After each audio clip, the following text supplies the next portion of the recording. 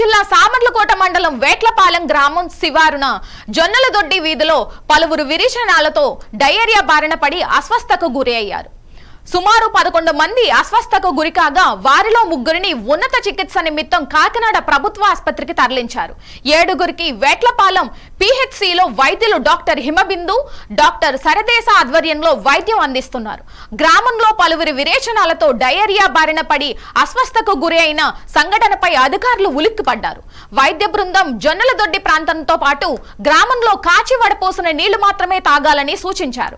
సమాచారం అందుకున్న శ్యామ్ సుందర్, హరికృప, సత్యారెడ్డి తదితర పంచాయతీ సిబ్బంది గ్రామంలో తాగునీటి పైపులను పరిశీలించారు.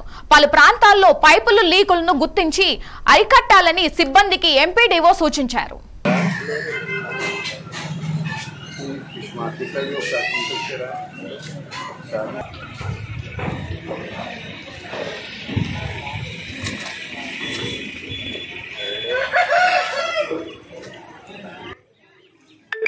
ఎక్కువ జనాభాతో ఉన్నటువంటి వేట్లపాలెం గ్రామంలో జొన్నలదొడ్డి అనేటువంటి ప్రాంతంలో డయేరియా వ్యాధి సోకి సుమారుగా 30 కేసులు రిజిస్టర్ అవుతుంది.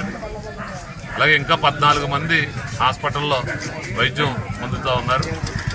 17 సంవత్సరాలు ఒక పాప అయితే ఇంకా ప్రైవేట్ హాస్పిటల్లో వైద్యం చేసుకుంటా ఉంది. ఏదేమైనా దీని అందరికీ ఇప్పుడైతే నూతన ప్రభుత్వం ఏర్పడింది. ఇంకా ఎమ్మెల్యేలు, మంత్రులు ప్రమాణ స్వీకారం చేస్తా ఉన్నారు.